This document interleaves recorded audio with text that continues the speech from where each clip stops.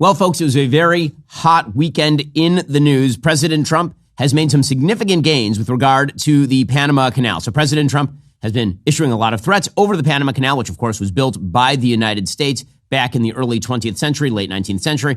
And President Trump has wanted to maintain control over the Panama Canal. It was handed over to the Panamanian government by Jimmy Carter. And that final facilitation of transfer happened in the 1990s over the course of time.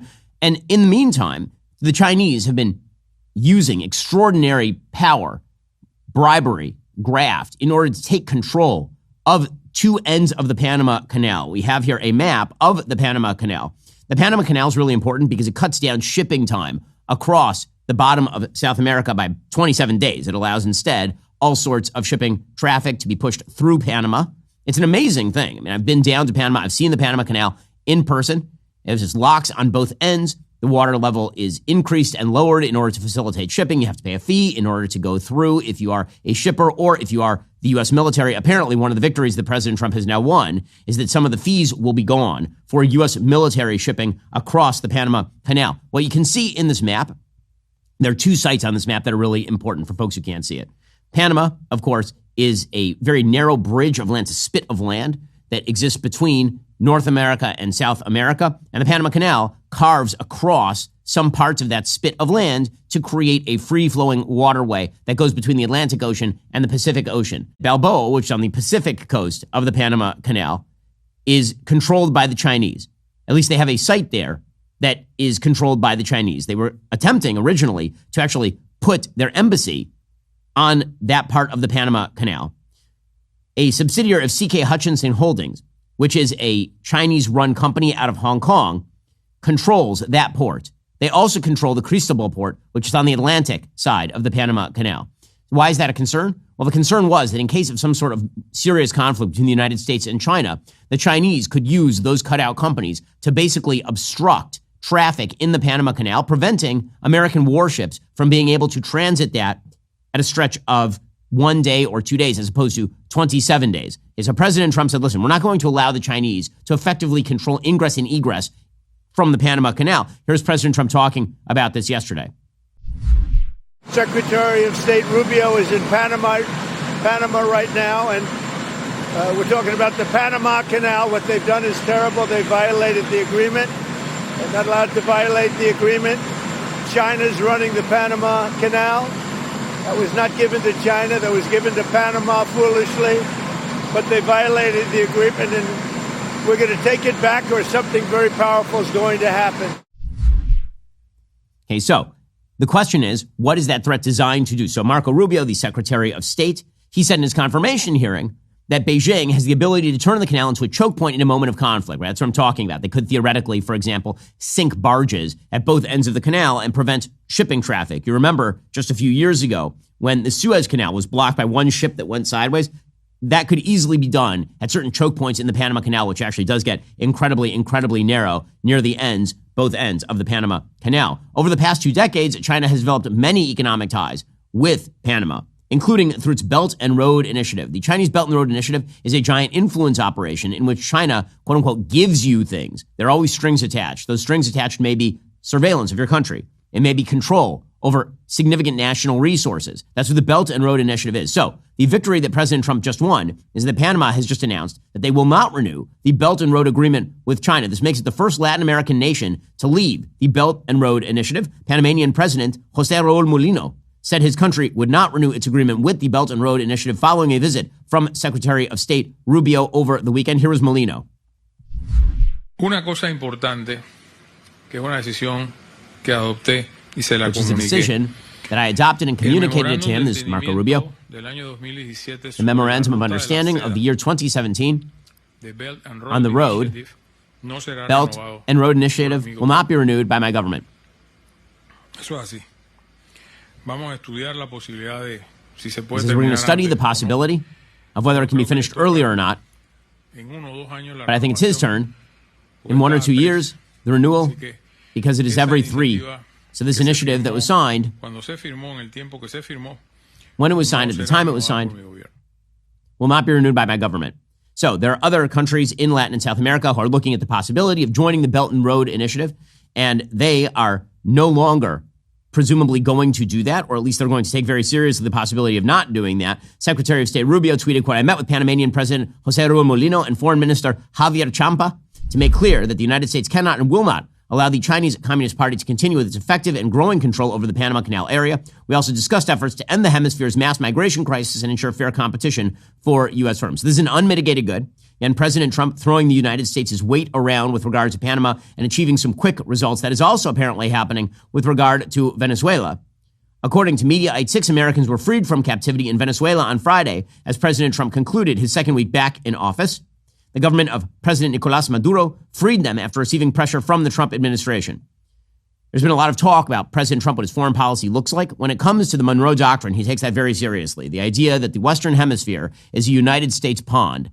That, of course, has been the stated goal of the United States since the early 19th century. But that is something that is being reinvigorated by the Trump administration. Secretary of State Rubio put out an entire piece in the Wall Street Journal explaining that the United States was going to be shifting a lot of resources and attention to the Western Hemisphere, which of course makes perfect sense since we have mass migration crises, huge illegal immigration crises that are springing from the lack of American influence in places like Latin and South America. Now, meanwhile, Elon Musk is moving to blow up the U.S. Aid and Development Agency.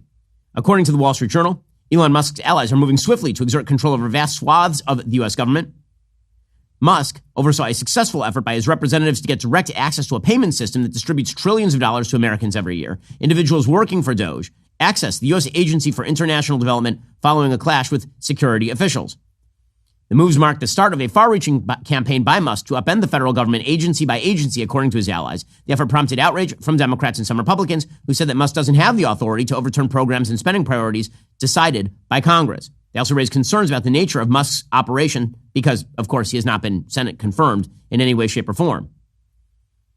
DOGE had initially been conceived as a sort of advisory outside panel, but DOGE instead is actually operating inside the U.S. government in many ways, which, of course, violates the Senate's advice and consent procedures. So if we're going to do this, then it should go through Senate advice and consent. Now, what is Musk doing?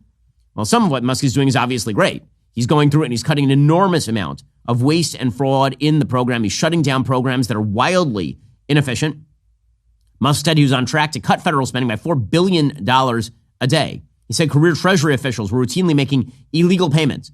The Treasury press office didn't respond on Sunday to a request for comment.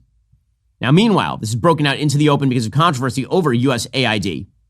On Saturday, roughly 8 DOGE representatives sought access to classified systems and floors at the USAID building in downtown Washington. Security officials initially resisted DOGE representatives' requests.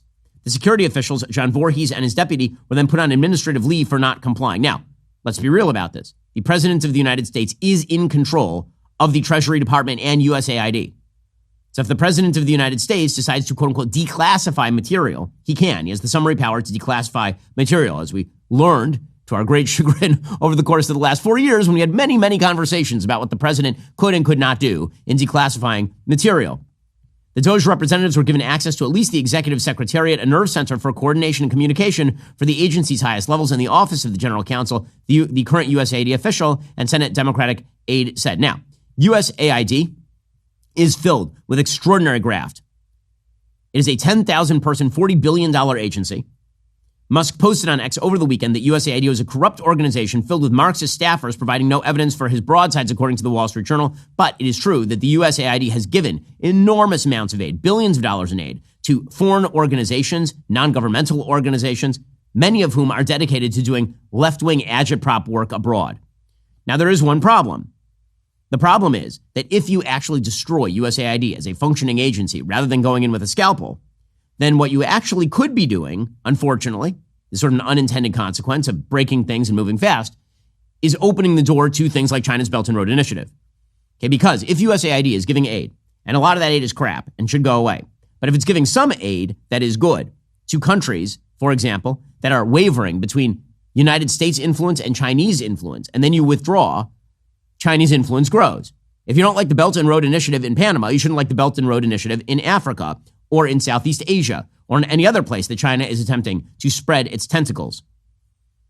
Again, in the world of tech, moving fast, breaking things, blowing things up, having to rebuild them, that's just the way that business is done. In the world of government, if you are, for example, a foreign country that is reliant on USAID to sort of prop you up, and that goes away, do you think you're just going to sit there and wait for the United States to figure out its bleep, or are you just going to turn to China? China is quite happy about this particular move. One particular account on Twitter, which is, shall we say, very, very Chinese friendly, is celebratory about the death of USAID. Quote, because USAID isn't really a humanitarian aid agency. It's a covert intelligence arm funding coups, protests, and regime changes. What exactly are some of the things that this person objects to? That USAID opposed the Cuban regime, the Venezuelan regime, opposed the Bolivian regime, opposed, for example, the Taliban in Afghanistan, that it was a front for counterinsurgency operations. Okay, those are all good things that are in the United States' interest. Well, folks, we waste an awful lot of money in this country, but there's no reason why you should waste your own money. This is why you should use Pure Talk. This country was founded on freedom from a country that forced us to buy their overpriced tea and then tried blockading us when we dumped their tea into the ocean. How'd that work out for Great Britain? Well, it's time to throw your overpriced big wireless contract overboard as well. You don't need to pay hundreds of dollars a month just to get a free phone. Pure Talk, my cell phone company, says no to inflated prices. With a qualifying plan of just $45 a month, you can choose an iPhone 14 or a Samsung Galaxy for $0. And yes, this is for premium service. Unlimited talk, text, 25 gigs of data, and mobile hotspot at a fraction of the price of the big guys. All on America's most dependable 5G network. Get your iPhone 14 or Samsung Galaxy for $0 by visiting puretalk.com/Shapiro today. Switching is simple. Again, that's puretalk.com/Shapiro to claim your new iPhone or Galaxy with qualifying purchase from Pure Talk, America's wireless company. I've been using Pure Talk myself for years. All of my trusted phone calls happen using Pure Talk. They have great coverage, great price. Go check them out right now. PureTalk.com/Shapiro. Claim your new iPhone or Galaxy with qualifying purchase. Again, that's Pure Talk, America's wireless company. Also, every time I go shooting, I think to myself, this is fun. It could definitely be a little better. And guess what?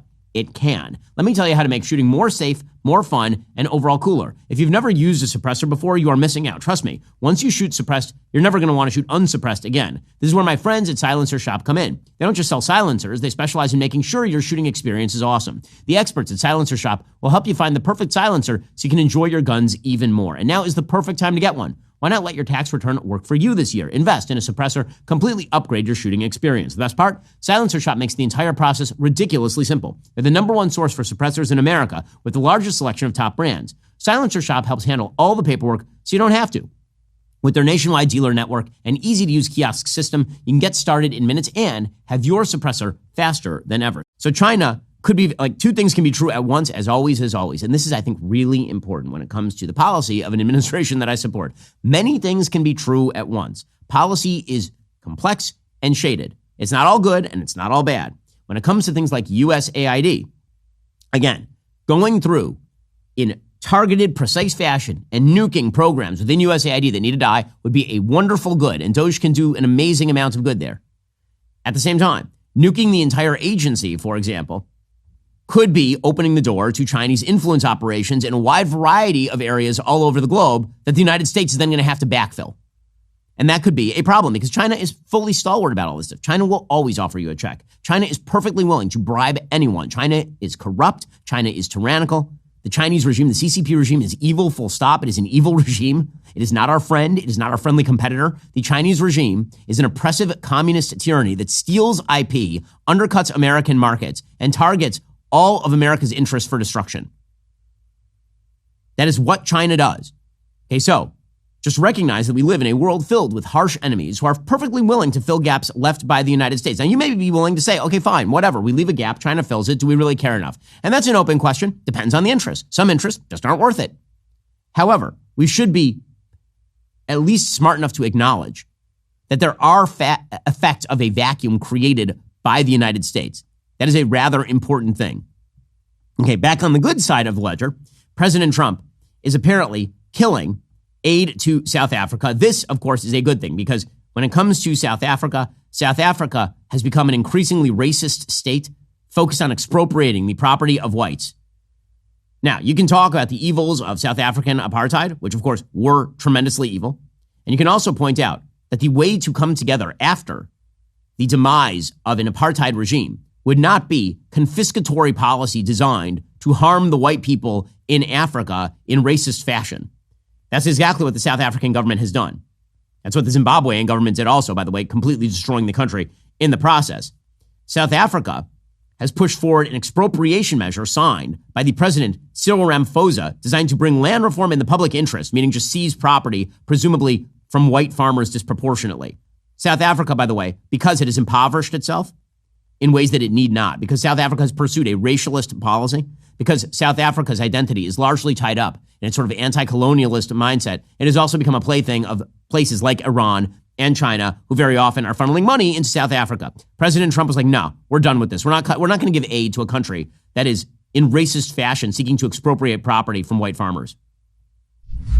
You said that you were going to cut aid from South Africa. Will you plan to cut aid across other African nations, and why South Africa? No, it's only South Africa. Terrible things are happening in South Africa.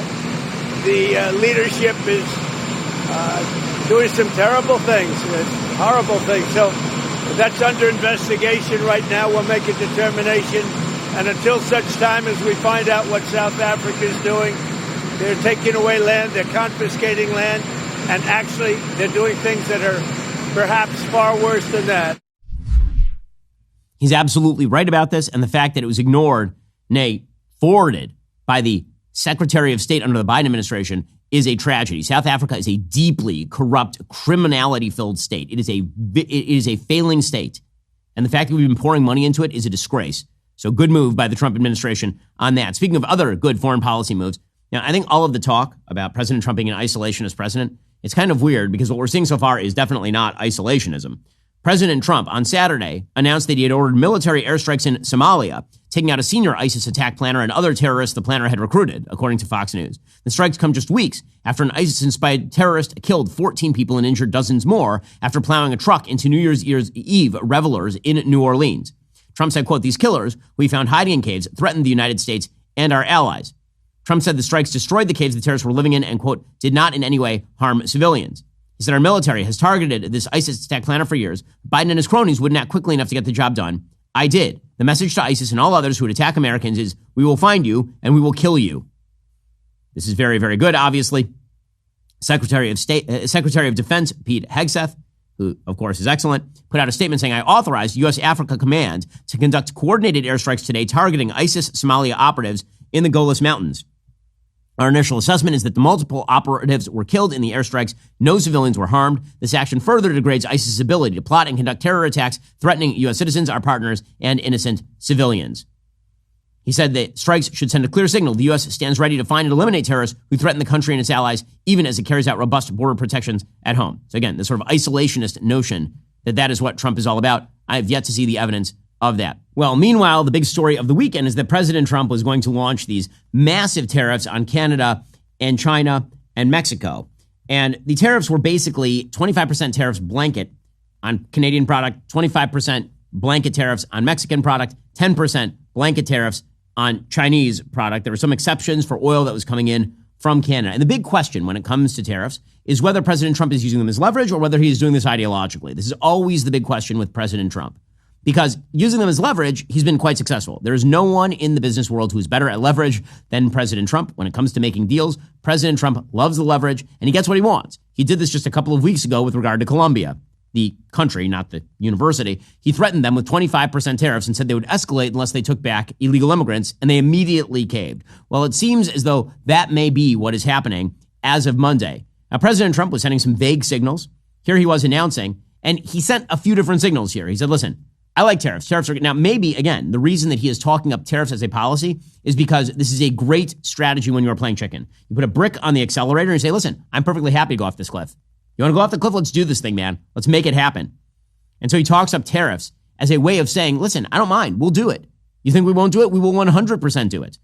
Right? This is not a bluff. I'm happy, and I'd rather do it. And then when he gets what he wants, he can back off the tariffs. That seems to be the strategy he's employing here. Here was President Trump announcing the tariffs. This would have been on Saturday. Mr. President, is there anything China, Canada, and Mexico can do tonight to forestall your implementation of tariffs tomorrow? No, nothing. Not right now, no. Not a negotiating tool? No, it's not. No, it's a pure economic. We have big deficits with, as you know, with all three of them. And in one case, they're sending massive amounts of fentanyl, killing hundreds of thousands of people a year with the fentanyl. And in the other two cases, they're making it possible for this poison to get in, number one. And number two, we have big deficits, and it's something we're doing. And we'll possibly very substantially increase it or not. We'll see how it is. But it's a lot of money coming to the United States. As you know, we have about a $200 billion deficit with Canada, getting close to $200 billion. They've treated us very unfairly. And I say, why should we be subsidizing Canada? It's wonderful. I have so many friends in Canada. It's a great place. Is there a concession you're looking for, sir? No, we're not looking for a concession. And we'll just see what happens. We'll see what happens. And with Mexico, it's the same thing. We have a $250 billion deficit, and we have a lot of people coming into the border, and now we've largely stopped that, but we've stopped that ourselves. I think they've done a fantastic job. You've seen the numbers, they've dropped to almost zero. But we've suffered under the past administration for years and years. We've suffered with millions of criminals coming into our country. Criminals, people from jails from all over the world. They come through Mexico, and they come through Canada too. A lot of them come through Canada, and a lot of fentanyl comes through Canada. And China makes the fentanyl. China makes the fentanyl, gives it to Mexico, puts it through Canada, puts it through different places, mostly Mexico, but also a lot through Canada. And so all three haven't treated us very well. Okay, so bunch of different things happening here. So President Trump is saying, listen, I love the tariffs. Nothing can make me remove the tariffs. Nothing. Okay. And then we found out on Monday morning, after the markets immediately dipped at open because they thought maybe these tariffs were permanent, that they were anything but permanent. In fact, President Trump was able to leverage major concessions out of the Mexican government. We'll get more into tariff policy in a moment. First, start each day off right. Black Rifle Coffee helps you wake up each morning feeling dialed in and ready to make the most of your day so you can make the best of your year. Now is your chance to get 20% off your purchase with code DAILYWIRE at blackriflecoffee.com. Black Rifle Coffee is roasted right here in the United States by a veteran-led team of expert roasters who take pride in serving coffee and culture to people who actually love the country. Every purchase you make helps them further their mission to support veteran and first responder causes. Everything from getting funding and equipment to first responders to helping veterans get medical care. Black Rifle Coffee has a huge selection of dark roasts, light roasts, everything in between. Take that coffee quiz on their website. Get matched with a blend perfectly tailored to your specific taste. Again, a portion of every purchase you make with Black Rifle Coffee goes towards supporting veteran and first responder causes. Your money goes a long way toward giving back to those who serve our nation. Head on over to blackriflecoffee.com right now. Use code DAILYWIRE for 20% off America's coffee. My kids get me up real early in the morning. Got to get ready for the show. Black Rifle Coffee makes it happen for me. blackriflecoffee.com right now. Use code DAILYWIRE for 20% off America's coffee. Also, transform your understanding of your body's metabolism with Lumen, a revolutionary device that unveils detailed insights through something as simple as your breath. Lumen is the world's first handheld metabolic coach. All you need to do is breathe into it first thing in the morning. You'll know exactly what's happening with your metabolism, whether you're burning fats or carbs. Based on your measurements, Lumen creates a personalized nutrition plan just for you. Well, what's great about Lumen is I can breathe into it before and after workouts and meals, so I know exactly what's going on in my body in real time, which is a fantastic feature. Lumen will give you tips based on those readings to keep you on top of your health game. Your metabolism is your body's engine powering everything you do. When you optimize your metabolic health, you can experience improved energy levels, better fitness results, enhanced sleep quality. I've personally found understanding my own metabolism has transformed my approach to health. Take the next step to improving your health. Go to lumen.me/Shapiro. Get 20% off your Lumen. That's lumen.me/Shapiro for 20% off your purchase. Thanks to Lumen for sponsoring this episode. That's lumen.me/Shapiro for 20% off your purchase today and start getting healthier. According to President Trump's Truth Social feed, quote, I just spoke with President Claudia Sheinbaum of Mexico. It was a very friendly conversation wherein she agreed to immediately supply 10,000 Mexican soldiers on the border separating Mexico and the United States. These soldiers will be specifically designated to stop the flow of fentanyl and illegal migrants into our country. We further agreed to immediately pause the anticipated tariffs for a 1-month period, during which we will have negotiations headed by Secretary of State Marco Rubio, Secretary of Treasury Scott Bessent, and Secretary of Commerce Howard Lutnick, and high-level representatives of Mexico. I look forward to participating in those negotiations with President Sheinbaum as we attempt to achieve a deal between our two countries. So remember, President Trump had used his emergency authority to stop fentanyl, illegal immigration, in order to make the tariffs happen. And he's now saying that because Mexico is alleviating the emergency, presumably, this is going to be delayed by a month, so a new trade deal can be negotiated. So it was all leverage. So it was not, in fact, a sort of overall love for tariffs. It was President Trump saying he likes tariffs overall in order to gain leverage. Meanwhile, he is now starting to make clear exactly what he wants from Canada. He said, quote, Canada doesn't even allow U.S. banks to open or do business there. What's that all about? Many such things, but it's also a drug war. Hundreds of thousands of people have died in the United States from drugs pouring through the borders of Mexico and Canada. Just spoke to Justin Trudeau. We'll be speaking to him again at 3 p.m. Now, presumably, there are other concessions that the Canadians could make that would mean that the tariffs end up being relieved with regard to Canada. Okay, which, again, all of that is good and fine. Using tariffs as a form of leverage is something President Trump is very good about. He's very good at it. As overall policy, it should be noted, by the way, tariff policy, trade wars are bad and not easy to win. Okay, trade wars tend to impoverish people. Trade wars tend to impoverish the American consumer in particular. Here, for example, is a map of what happens with just the auto parts in your car if a trade war were actually to take place. Okay, this is a map of a capacitor's journey through North America. A Michigan circuit board manufacturer buys a capacitor for a company in Colorado, which imported it from Asia. Let's say it came from China. That's a 10% tariff. It goes down to Ciudad Juarez in Mexico, where it's inserted in a circuit board. When it comes back up through the board, it's another 25% tariff. Then, when it goes to Canada, it'd be inserted into a seat, for example.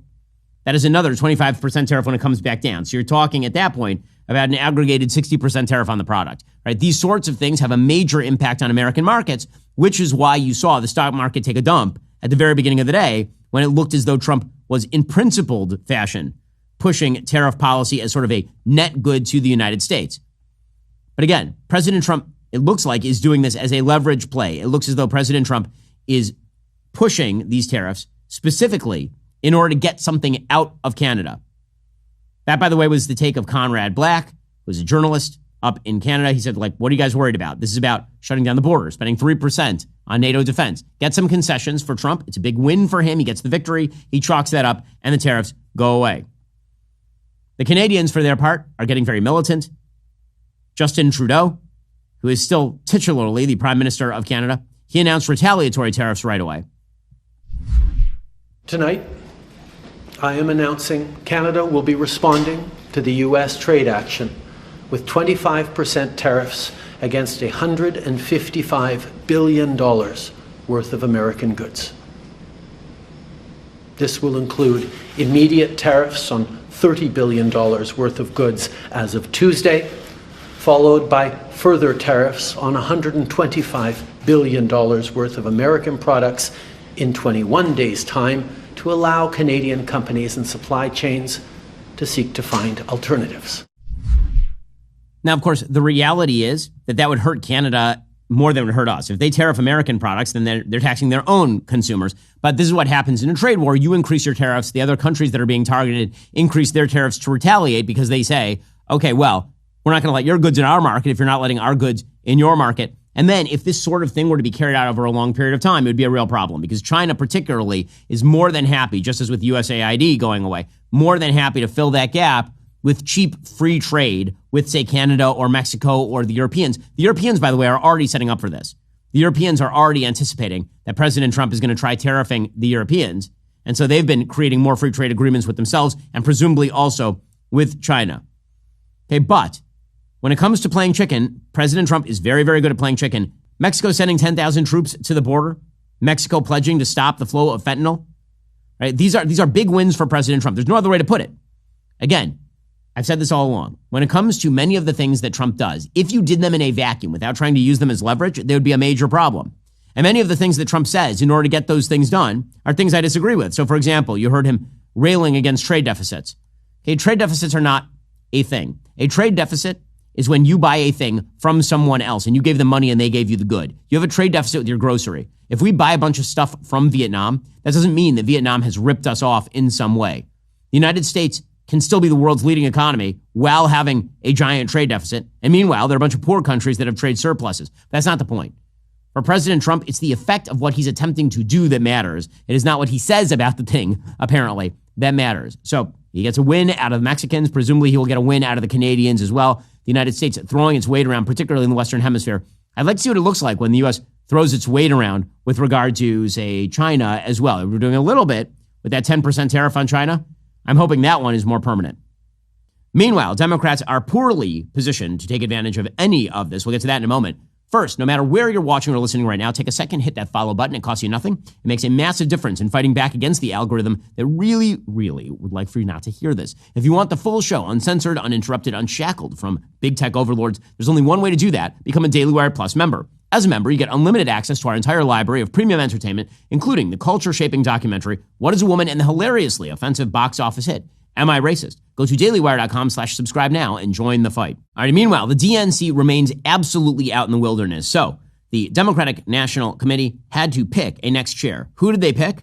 They picked a guy named Ken Martin. Ken Martin says that the Democratic Party is doing just fine. He, in fact, was the leader of the Democratic Party organization in Minnesota. He was a deputy to Tim Walz. Okay?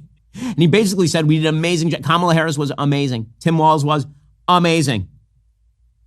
He said, the fight right now is against Donald Trump and the billionaires who bought this country.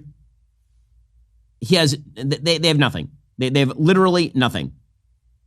He said, quote, Donald Trump, the Republican Party, this is a new DNC. We're not going to sit back and not take you on when you fail the American people. But he had also said that there was nothing wrong with the party. Quote, we don't call it a postmortem or autopsy. Our party's not dead. It's still kicking, right? What we really need to do is get a handle around what happened last election cycle. We know we lost ground with Latino voters. We know we lost ground with women and younger voters and working class voters. We don't know the how and the why yet. Now, we kind of know, but you guys keep doing it. Here is some evidence for why that is, in fact, the case. So Jamie Harrison, who's the outgoing DNC chair, at one point they had to select the top committee at the DNC, and it has to be gender balanced according to the DNC. And so he announced that they didn't know what to do because they didn't have enough non-binary, gender queer people on their executive board. Good luck to the Dems, man. Wow. Rules specify that when we have a gender non-binary candidate or officer, the non-binary individual is counted as neither male nor female, and the remaining 6 offices must be gender balanced. With the results of the previous 4 elections, our elected officers are currently 2 male and 2 female. In order to be gender balanced, we must elect 1 male, 1 female, and 1 person of any gender. Man, why are they losing? Amazing. Wow. Meanwhile, who are the other candidates for DNC chair? Well, there's one DNC chair candidate named Gina Rapace who gave her pitch as to why she should be the chair of the DNC.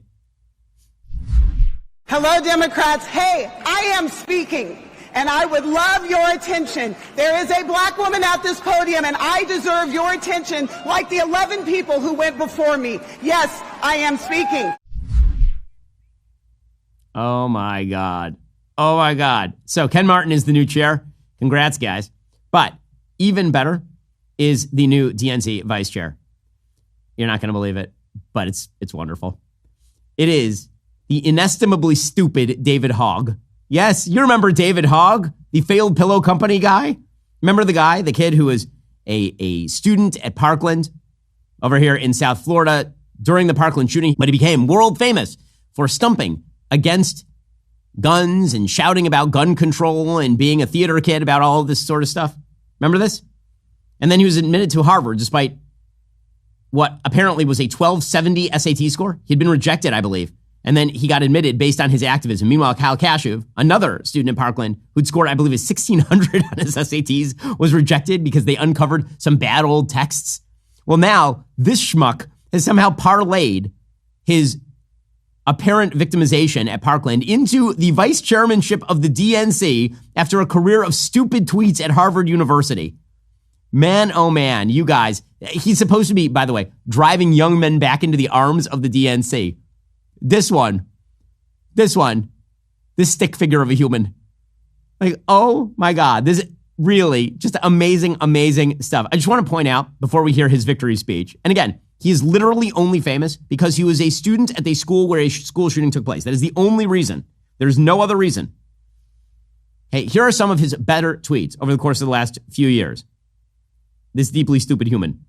Quote, those who say defunding of the police doesn't poll well, so we shouldn't talk about it, are wrong. It's our job as organizers to talk about what matters and how to stop the police from murdering people and terrorizing communities. We don't follow the polls, we change them. So you got to defund the police activist as your vice chair of the DNC. Here he is on his future hopes for life. Quote, I'm never planning on having kids. I would much rather own a Porsche and have a Portuguese water dog and golden doodle. Long term, it's cheaper, better for the environment, and will never tell you it hates you or ask you to pay for college. Wow, DNC. You're really representing those blue-collar working people who go to church, aren't you, right there with this David Hogg? My goodness. He's like if Timothy Chalamet somehow got even more fragile and annoying. Truly an amazing example. David Hogg tweeted, February 2020, Lincoln was a really good president. People got mad at him. So then he tweeted, actually, I was not aware of the scope of how detrimental he was. So many Native American populations. He was really not a good president.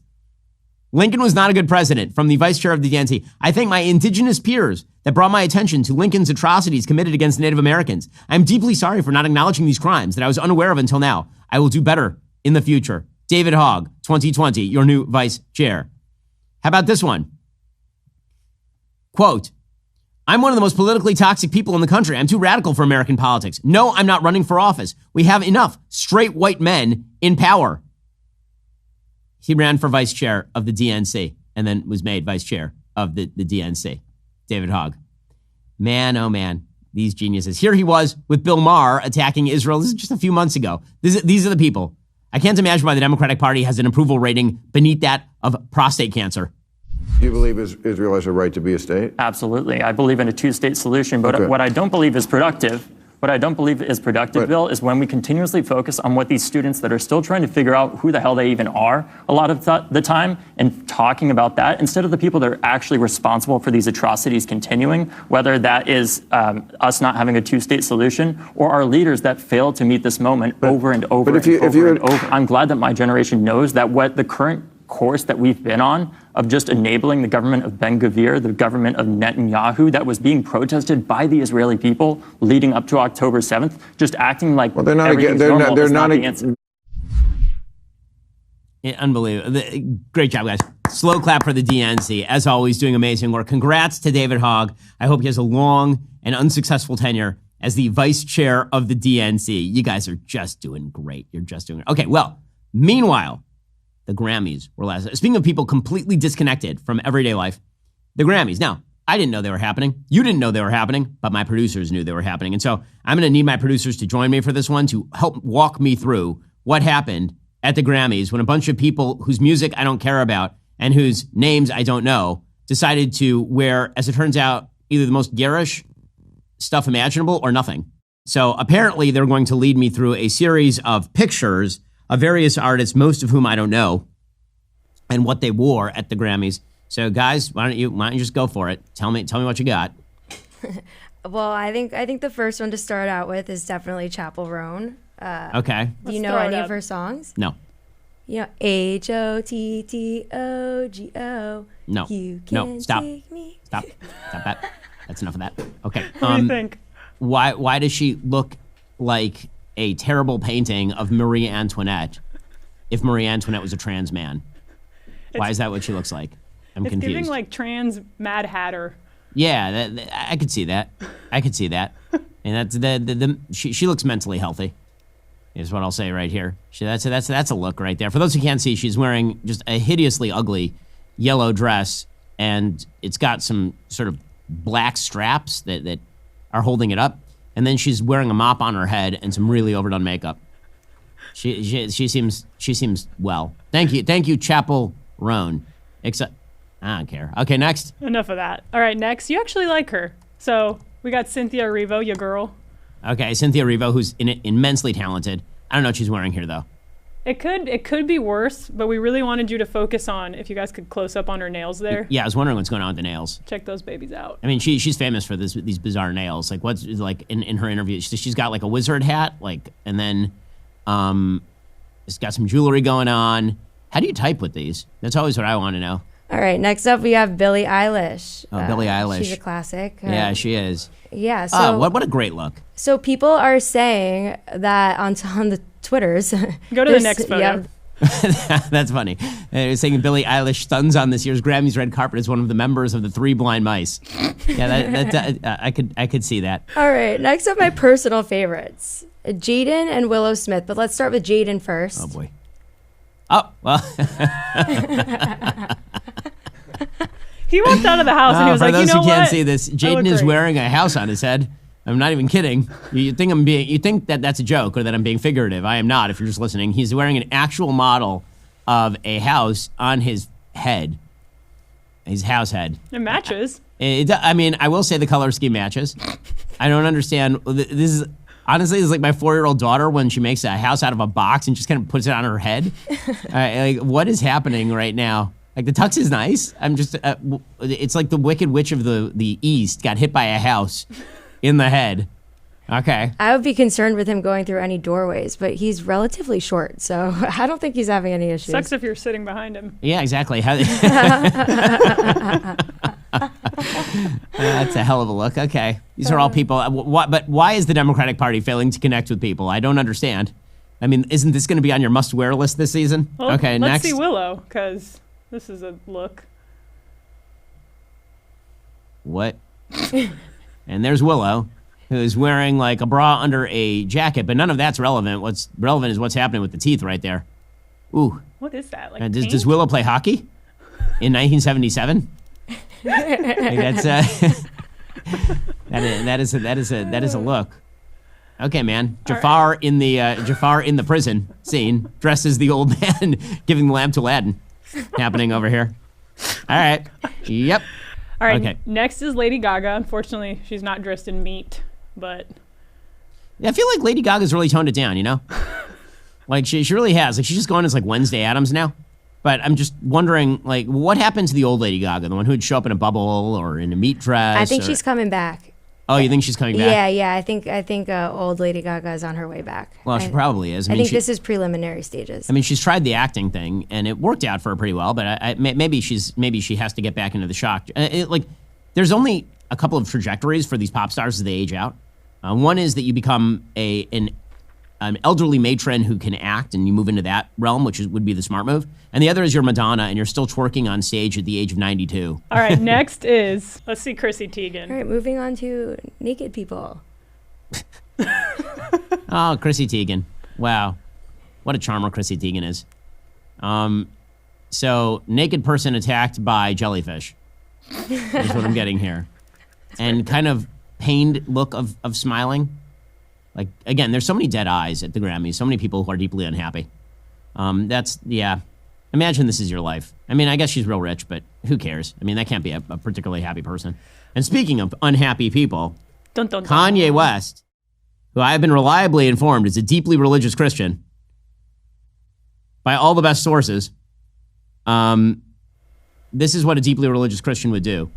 Would be to trot out his wife fully naked at the Grammys before being arrested for indecent exposure. I'm going to say, this is not legal. That is not legal. And also, he is a horrifying person. Before she met Kanye, was this her normal mode of dress? No, definitely not. He styles her. And then the way he styles her is by apparently just trotting out his wife completely naked, which makes him a complete piece of shit. I'm sorry, that makes you a complete piece. There's no other way to put that. He's a complete piece of shit. If you like, the disrespect to women is disgusting. Disgusting. He's a terrible person. Like, forget about what he says. Look what he does. Look what he does to this woman. Yeah. And I understand she consents. It doesn't matter. Consent is not the only standard of treating people decently. If somebody consents to you beating the shit out of them, you still shouldn't beat the shit out of them. He's a terrible person. Let's move to performance. Okay, time for some performances. We're doing a 9-hour review of the Grammys here.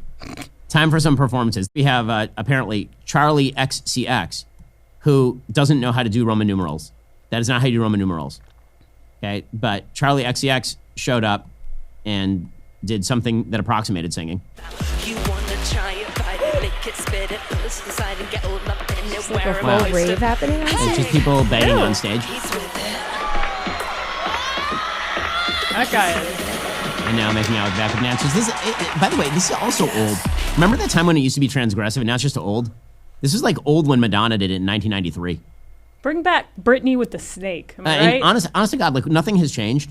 It's all just like what. Here's the thing. It's boring. It's boring because once you've transgressed all the rules, there's nothing left to transgress. Yeah. It's boring. You know what the new transgressive is? Getting married and having children in a church. right? Like and going to church with your family. Like that's transgressive. Like normie is transgressive. This is not transgressive. It's just boring. Okay. Meanwhile, there was more politics. So Lady Gaga and Bruno Mars showed up without, unfortunately, Sexy Red. And apparently were dressed like in the background, like the Osmonds from 1975. But then they showed up to talk about, I don't know, politics or something. Great. Want to hear from these schmucks. Trans people are not invisible. I think the problem is that they were very not invisible, actually, during the last election cycle. Music is love. Thank you. Oh, boy. Okay, well, keep going with this. See how it works out for you. Alicia Keys showed up, apparently dressed as Xerxes, and explained that DEI is not a threat. It's a blessing. It's a magical, magical blessing. You're saying the quiet part out loud, lady. I mean, like, if that's the way that Hollywood views DEI, we can understand why all the art is terrible. This is not the time to shut down the diversity of voices. Big Grease. We've seen on this stage talented, hardworking people from different backgrounds with different points of view, and it changes the game. DEI is not a threat, it's a gift. And everybody's cheering that. Man, when's Leonidas going to show up and fight off Xerxes over here? That's a hell of an outfit. DEI is not a threat, it's a gift. Fine, you do it then. Okay, the rest of us will just do merit over here. How about that? Meanwhile, speaking of terrible hosts, Trevor Noah was the host, which the fact that he's still working is, I think, we need to deport him. President Trump wins a third term if he deports Trevor Noah. And Noah joked about it, by the way, but we can make this joke a reality if we try hard enough, gang. We're going to make tonight special. We're going to try and have some fun, and we're going to do something different, right? I don't know if you know this. There's been a few changes in Washington, so I'm going to enjoy tonight because this may be my last time I get to host anything in this country. Well, I can only hope. Is he here on some sort of talent visa? Because I figure if he's on an O1, then that is a completely misapplied O1. I'm all for deporting many of the Hollywood people who are here on talent visas. He also suggested, he was very angry about the tariffs, of course, because he understands tariff policy, I'm sure. Here we go. Yesterday, Beyonce announced her new tour. Yes. Everyone saw that. I will say, though, Beyonce, there's tariffs. We can't afford a new tour. Right? Maple syrup is about to be $50. Okay, now speaking of Beyonce also showed up. She won some sort of Album award. of the Year. She won Album of the Year for this? Oh, no. This actually, backtrack, sorry. This was when she won, I believe it was for one of her songs. It was a country album. She won That's Best what it was. Country. Best country album. That's what it was. Beyonce won Best Country Album? Yeah, that's why she went into the whole genre is not a code. No, I mean, I'm not saying that because like she can't do country. I'm doing it because her country album sucks. Yeah, and like, it's really it seems bad. like the other country artists were pretty pissed too. I mean, they should be pissed because her album's terrible. Like, it's one of the few things that I actually know about in the Grammys. I've listened to a couple songs on it, and it's garbage. It's truly bad. Like, Beyonce's a really talented person. Like Cynthia Erivo, talented, like very, very talented, and used to be able to actually show off her pipes and sing. Okay, here we go.